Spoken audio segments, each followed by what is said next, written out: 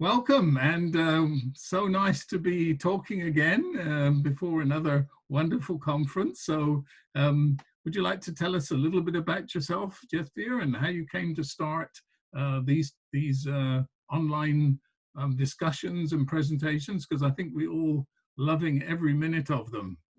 Okay, well, that's great. It's so fantastic to have you on board and to have this continuity. I think it's been at least 3 years, if not 4 years, but I think it's certainly 3 years that we've been having these conversations together.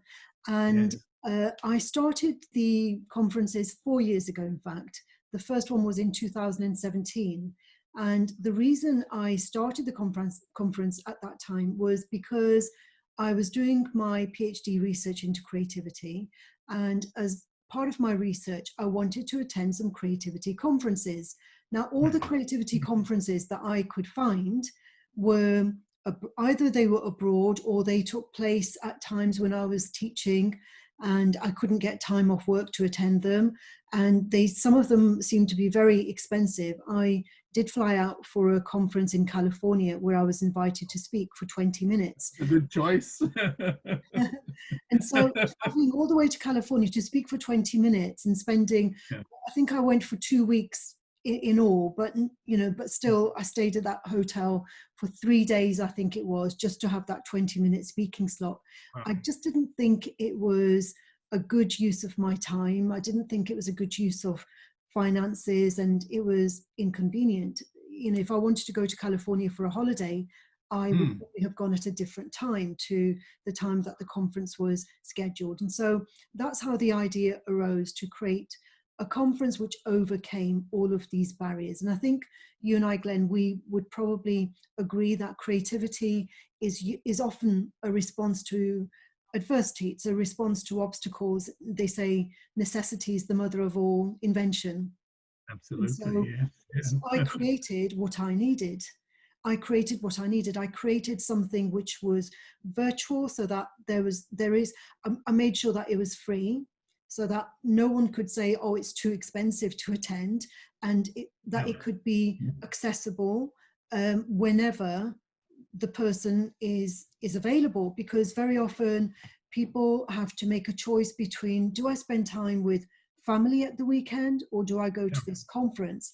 And I wanted to make sure it was not going to be one of these either or things, that they could choose when to view any of the interviews that we record for the conference. And so total accessibility, being able to see them at the person's convenience, no cost, no distance, no having to travel, so no carbon footprint. And so in a way, we were ahead like 3 or 4 years compared with now.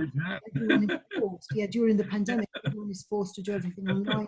And suddenly, you were definitely ahead of the curve. That often happens when we respond to adversity, when we respond to what we need, and then we find that everyone else is doing something similar because they've also found ways, or they've been challenged to find new ways of doing things.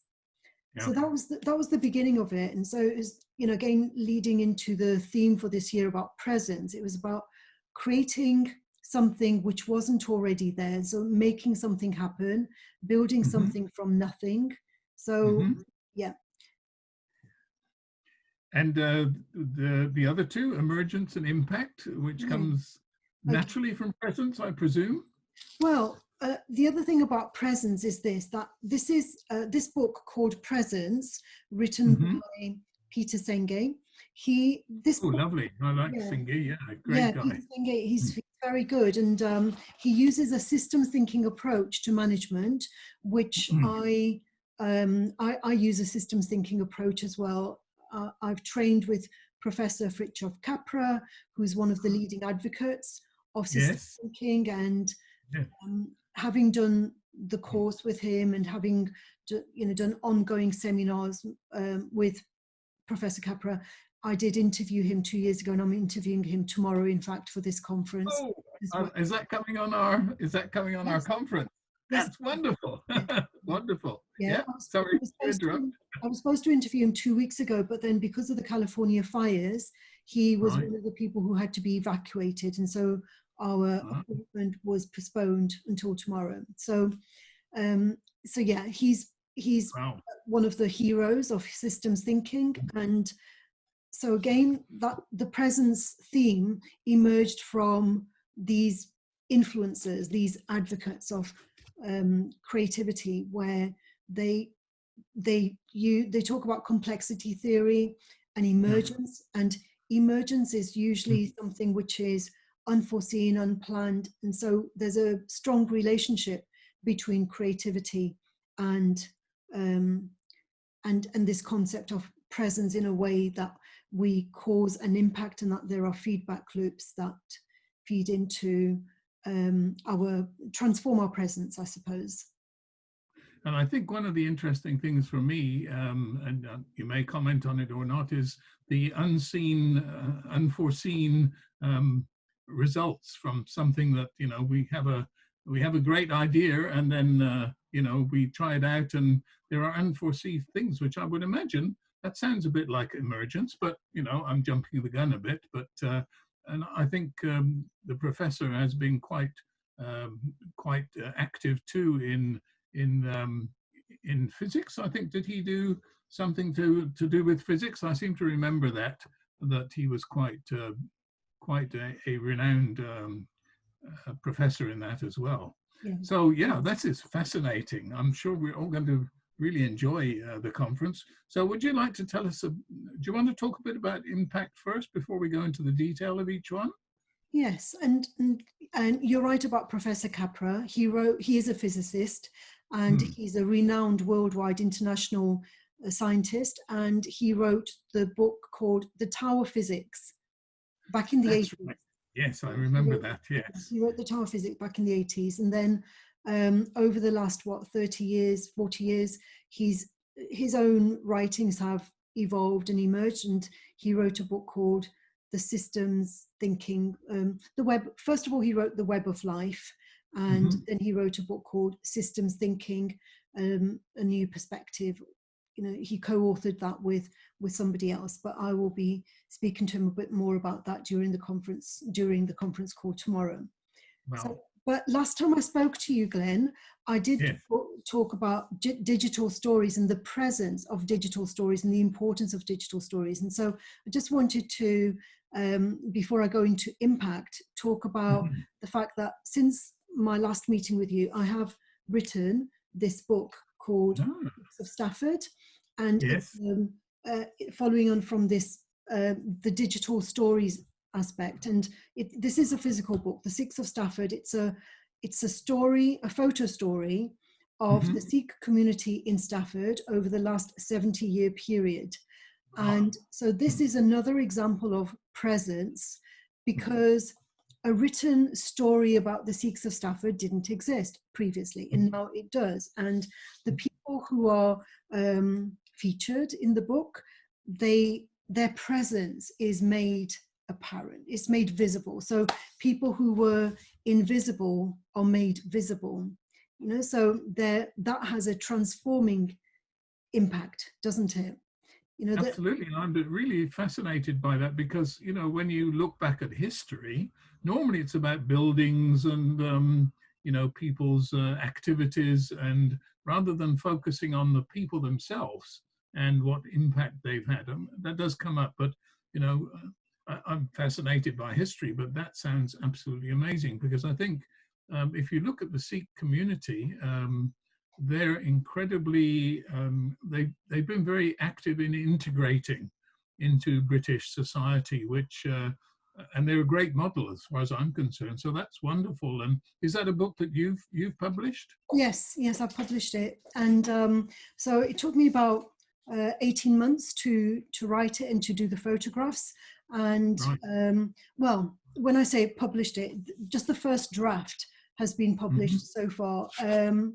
Because just before the pandemic, I didn't know what was going to happen. And this is one of these things that, you know, we talk about emergence, is that for various reasons, the due date for completing it was supposed to be this August, but for a variety of reasons, you know, like you and I know that the world works in mysterious ways, and there's all sorts of unforeseen forces that are, you know, prodding us to complete something when we don't think we're quite ready to complete it. But nevertheless, it was these invisible forces I felt that were kind of like pressurizing me to complete Yeah. it in February, not in Right. August. And so by the end of February, I had completed it, like the you know, this published draft that you can see.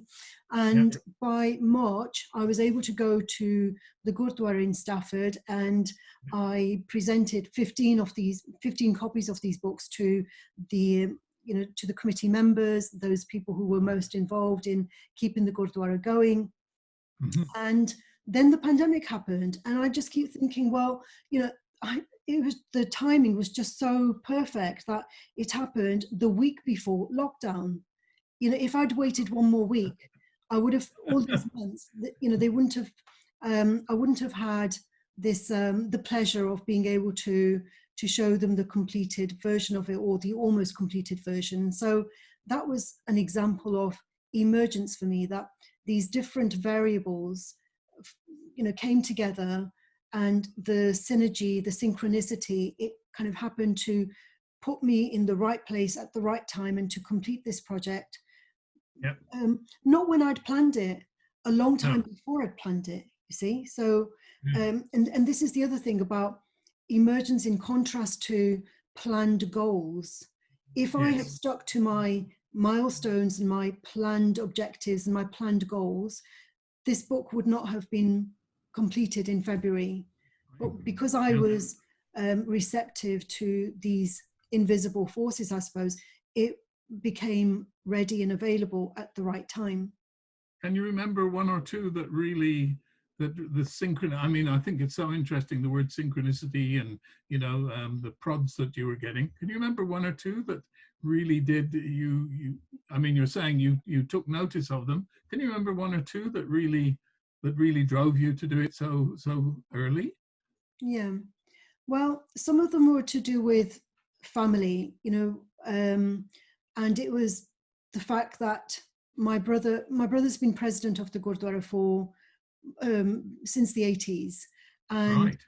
so one was related to him wanting, because in April we have this Vaisakhi festival, and at that Mm-hmm. time they decide whether they want to carry on or whether they leave. And so he wanted the book to be ready before Right. he made that Okay. decision. So that was Yeah. like a variable which was external to myself, and so that was like one of the strong ones. And then there were other kind of pressures with the some of the women who are very much involved in, Mm-hmm. they have been involved for decades in maintaining the Gurdwara, and I felt that they weren't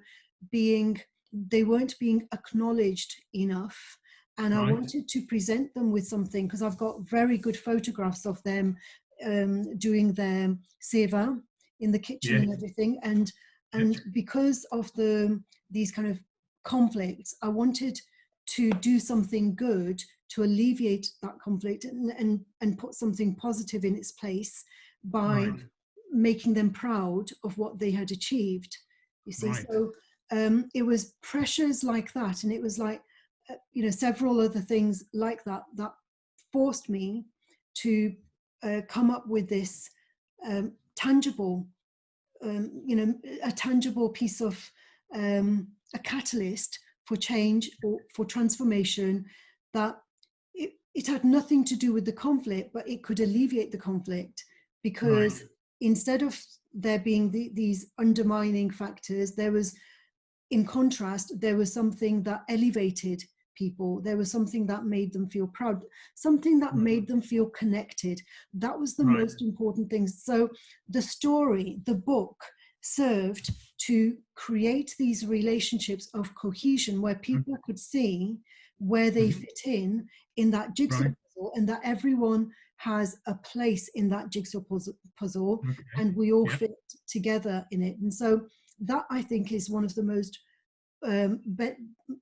one of the deepest benefits of creating presence through Mm-hmm. stories, and through digital stories, through books and whatever, is the power of bringing people together and creating this cohesion and deepening the relationships, because the people who are featured in this book, you know, and there's pictures of like nearly everyone from the community over the last 70 years in this book. Well, everyone who still goes to the Gurdwara anyway.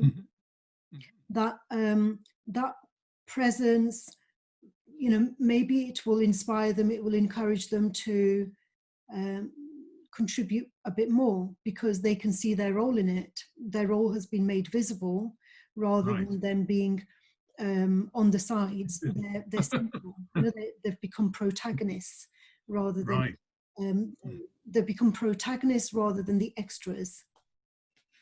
That's interesting, because that goes back to presence, doesn't it? Their presence has been emphasized by them being more visible. You know, so the presence is there. And then, you know, it's so fascinating, isn't it, how things emerge. And I think one of the things I've noticed is that I've always tried to plan things. And whenever I try to plan, it's always, for some reason, been changed, or I've had to change my goal or my focus or something like that. And, you know, when I look at management books, I mean, of course, you need to plan certain things. Large projects and things like that do need planning. But very often it is the unexpected that creates something amazing. I think that's the scientists have experienced that. You know, they're doing an experiment, and then something goes wrong, and what has been produced. I'm thinking about the Post-its, for example. You know, which the glue that came from that, and something everybody knows, but the glue was a mistake, and yet what emerged from that was something that became useful. So quite fascinating. Yeah. And it made an impact on all of our lives, because we do things slightly differently as a result of the presence of that product of creativity. Yes, absolutely. Yeah. And you know, I think impact, I know that one of your interests is the practical application of creativity. And I think that's sort of implied in that last word is, you know, if the creativity doesn't have an impact, then it's very nice to talk about it. But that's part of the purpose, is to have an impact. What, would you like to say something about that? Because this obviously is having a huge impact on the people concerned. Well, impact can be at the personal level. You know, the impact can simply be that it gives us pleasure. You know, at a personal level, you know, we arrange some flowers in a vase, and the impact of that is that it makes us feel good. And you know, but if we want to sell that bouquet of flowers for someone else, there needs to be something more than simply personal pleasure. It needs to be created, it needs to be arranged in a way that we're able to sell it. So this is the difference between, you know, people who say, oh, well, everyone is creative and everything that we do is creative. Well, yes, it is at the personal level. But if we are entrepreneurs, then as entrepreneurs, we need to find the valuable impact that will sell, you know. So it's all very well creating beautiful drawings, or, you know, even relationships for personal pleasure, like, for example, through the conference, to start off with, you know. Whoops, you've okay, no, it's fine, it's back again. These relationships create an impact, because in forming these connections, nothing has been planned. It's emergent. You know, things will arise from the building of these relationships that may not be financial, it may not be tangible, it may be intangible. You know, it could simply be triggering off ideas that lead to other ideas, etc. And so, so I'm all for creating an impact through, you know, having faith, having trust in the invisible, rather than simply you know, what's at the top of the iceberg. It's a very interesting discussion, that what is predestined and fate, and what you choose to create with your life, isn't it? That's an age-old argument. But I was just thinking, as you were talking about, you know, the book and what you have produced, is that's also emergent that a lot of other people, I can imagine, would do something similar in with different societies. And the other thing that I think is so, as you say, it's not always tangible, but I think about a smile. You know, I'm always grinning stupidly at people, but the impact on that is quite amazing. You know, so you know, you smile at somebody, they smile back, and maybe you get into a little conversation, and what comes out of that sometimes is something that nobody expected. And I remember in management theory, they say when any two people are gathered together, something emerges which was not there before. So the emergence that you're talking about is, I think, one of those things that come together when, and I suppose people's energies, they're energies, aren't we? We are energies. And when our energies come together, you know, something from that presence, something emerges, which we fortunately can't always predict. Right, yeah. Yeah, and at the conference with all the people that are involved in taking part in it, it's just the energy of these brilliant people. You know, some of them you may already know, some of them you don't know, and Yeah. they're from all over the world. And that just the presence of these people in a space where they were not present together in that place previously, that in itself creates a powerful energy, doesn't it? Incredible. I think as people look more at us as human beings, instead of just being you know, brains with logic, you know, that part of the creativity that comes from the right brain story and people together is just amazing. I think in the West we seem to be good at that because we have the ease of being able to travel, and you know, that's a question maybe that would be interesting to ask, looking at the change that we've got now, which is totally unusual for most people. What do you see coming out of that? Have you any thoughts about the three concepts with presence, impact, presence, emergence, and impact? Well, I think there's going to be more of getting down to earth, you know, the leveling of the playing field, as it were. You know, with the conference, I focus on just simply for in terms of time, I focus on academics, entrepreneurs, educators, and artists. I would include like a wider variety of people, but let's just look at those four. The academics are looking at the current pandemic in a very different way compared with the educators, the entrepreneurs, and the artists. You know, and each of those fields has responded in their own distinct way, and at the same time there's been this blurring of the boundaries, and that's what I see to be one of the unique benefits of this conference, is that normally academics would only go to academic conferences. Yeah. And artists speak to other artists, and entrepreneurs speak to other, etc. And so there's, you know, what we've been allowed to do, especially with the pandemic, is that there's a leveling of that playing field where we can talk to each other in a virtual environment, and it cuts across all those different spaces. And we're hearing a lot more from the academics than we normally would, and they have to speak in a language that is accessible to everyone. Yeah, and that's a big, you know, that's a big kind of change, isn't it? And that I see that when I'm taught, you know, I have an academic role, and I'm an educator, and I've been in the entrepreneurial environment for a very long time, and so, and that's how I know that each of these different types of people, we're not only academic, we're not only artists. There are so many different aspects to ourselves, and if we learn to engage with these different identities, with these different self-identities, and to synthesize them, I think that we will be able to create something which is more holistic.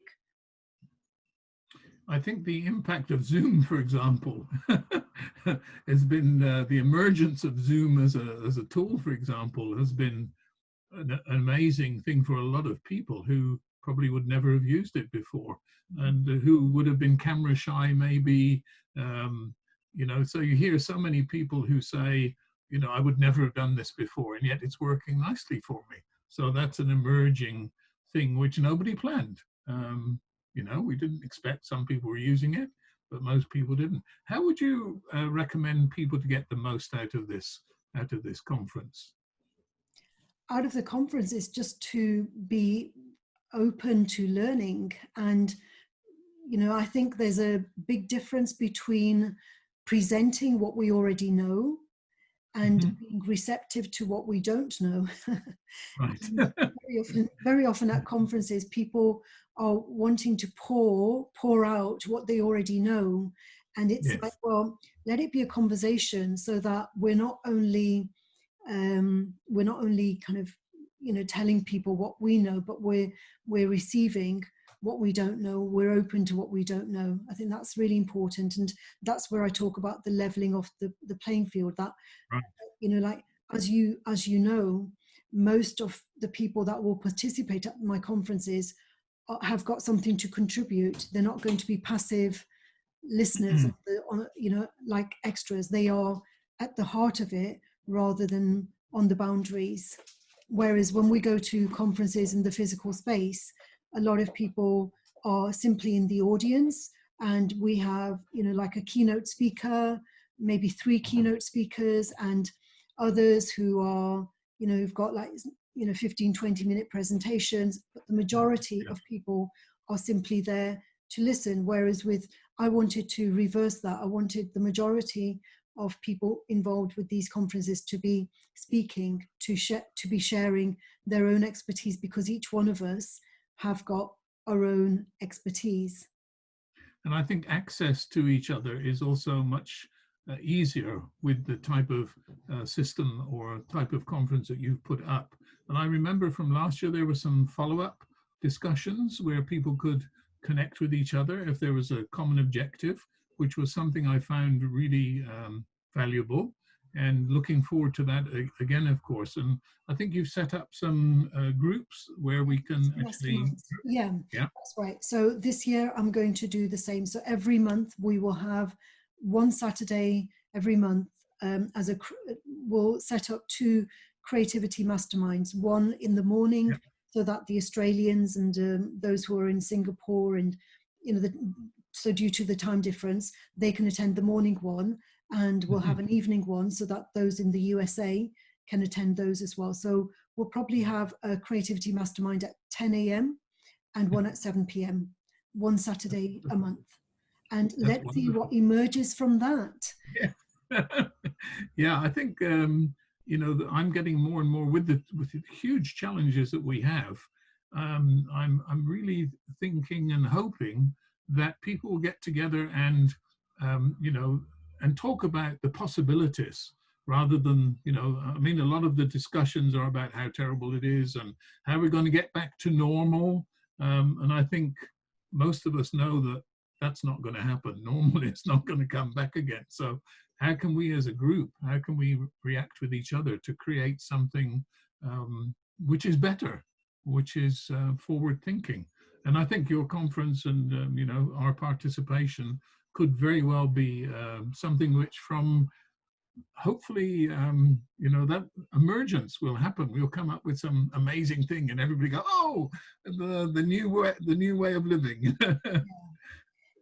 Something what's just emerged from what you've just said is that I feel so enthusiastic about it that I want to say, let's have it once a week, rather than once a month, because once a month just seems to be too long a time. And like, to get that momentum going, let's have these creativity conversations once a week so that we build up the momentum, and we it's like being in that cafe with our friends, and we're simply talking, and through these conversations, ideas will emerge. So yes, well, I think that's fantastic. I would love that, and I'm sure a lot of people who are listening would also love that. And I think it would be even nicer to have maybe some sort of more groups, and I can see maybe something emerging where you have the weekly ones, and then groups find something which is of interest to them, and they have splinter groups, if you like, that feed back the information to you as the coordinator, and hopefully some amazing things will come out of that. I'm very excited. I think, you know, for a lot of us, we've been frustrated by, you know, the sort of iterative nature of this lockdown, which seems to be, it's going to be over and then it's not, and then we go to the next stage. And I myself certainly have been frustrated. I want to get on and do something with people that maybe would have been easier in the past because you could have got together with them. But on the other hand, now we have this brilliant tool, which most people are now happy with, that we can really set aside a time to sit down at home. We're not wasting time driving. You know, so if you look at that, the emergence of a better way of living, which all the environmentalists have been talking about. So something has emerged by accident from that.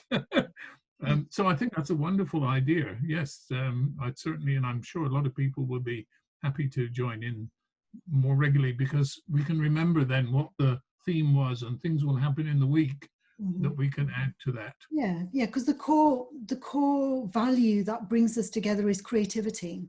And if we just stick with that core value of creativity and allow things to emerge as we are conversing about creativity, you know, without having an agenda, you know, like just being open and receptive to what emerges from that.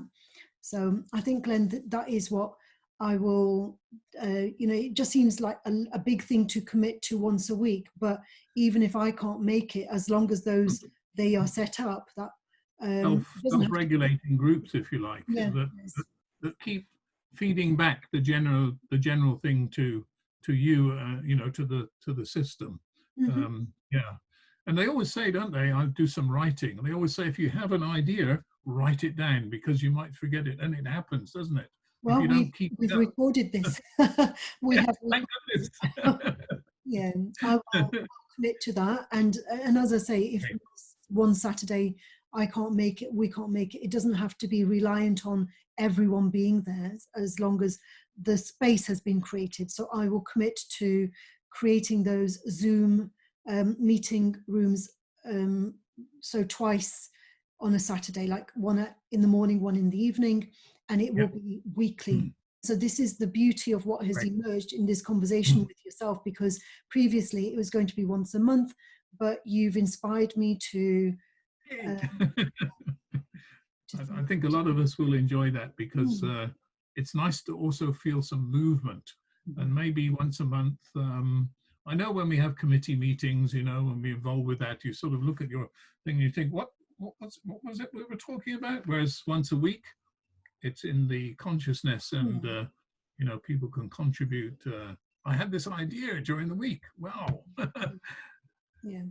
Because that's what it's about. It's about that momentum is based on creating this consciousness of creative people. You know, those of us who are passionate about being creative and having creativity at the heart of what we do. That it just struck me whether an additional word to add should be craziness. You know, the more crazy we are, the more might emerge. It's been fantastic. Is there something else do you feel that we've covered the subject in sufficient? I think so. Yeah, I think so, Glenn. I think so. And like I say, those weekly meetings will give us plenty of space to, you know, to just kind of broaden these boundaries and these limitations, and to inspire each other. Yes, and there's nothing like inspiration, is there? That's right. It's catchable. Thank you. Thank you so much. Lovely talking to you again. I'm so excited to see your book. Will that be available in the normal as I said, it's the first draft, and so this book, you know, I've given 15 copies of it to the main protagonists, and I will probably publish it maybe next year or the year after, because I've got to add more things to it. But it's in its current state. It's served as a catalyst for other things to emerge from it. But it is your intention to make it available to the general public. That will be wonderful. Fantastic. Thank you so much. Okay, thank you. The end of our long weekend, but so have a good week and look forward to the conference. Okay, thanks very much, Ben. Yeah, bye for now.